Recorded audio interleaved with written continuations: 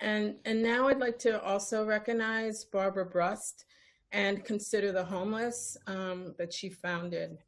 In honor of Barbara Brust and Consider the Homeless, whereas Consider the Homeless was started in November 2014 by Barbara Brust and Ingrid Powell as a way to provide hot soup, support, and supplies to unhoused residents and as a way to build trust. Volunteers have continued to deliver hot soup each Sunday and Thursday to people in their tents, under their tarps, and in their RVs, regardless of rain, smoke, pandemic. And whereas for years, Barbara Brust has been the bottom liner and anchor for the group and has worked with hundreds of volunteers over the years. With gratitude and deep respect, we recognize Ingrid Powell, Sonia Jacks, Paul Khalil Blake, Peyton Provenzano, Marcia Bowen, Nilan Gore, Ian Buddy, Osha Newman, Andrea Henson, Austin Pang, and the Berkeley Outreach Coalition, the Berkeley Free Clinic, and the countless others who have stepped in to assist others in a time of need. And whereas Consider the Homeless teaches its volunteers and models for the community to practice the practice of kindness, radical inclusivity, community engagement, empathy, and valuing of all people, regardless of their status. By example, they remind us that any of us can directly reach out to those who are suffering through worst impacts of economic dislocation and gentrification. Whereas Consider the Homeless has worked to bring greater awareness of the urgency in the winter that the winter brings to our unhoused brothers and sisters, and powerful advocates at city council meetings for greater material support to homeless encampments through marches, memorials, rallies, educational events, direct support, and other assistance. And whereas Barbara Brust, through Consider the Homeless, has always amplified the voices of people experiencing homelessness fearlessly and without hesitation. She has never been afraid to get down in the trenches with those for those of whom she advocates. She is, even when she did so at a great cost to her own health. She set an example by creating a truly grassroots organization that inspires our community to help a direct and compassionate and empathetic way.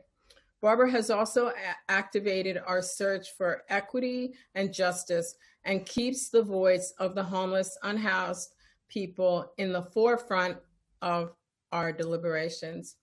Now, therefore, be it resolved that I and Mayor Jesse Arreguín of the City of Berkeley do hereby declare December 1st, 2020 as Barbara Brust Day in the City of Berkeley.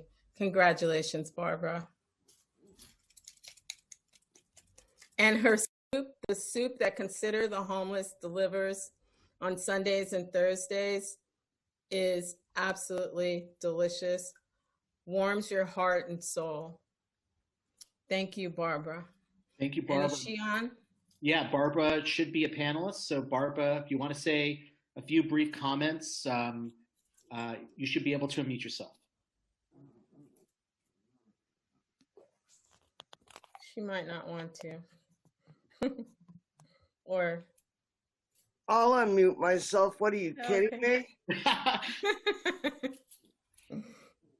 You know, I thought about this today and yesterday, and I thought about it, and I first thought about Monty Python, but I'm not dead yet.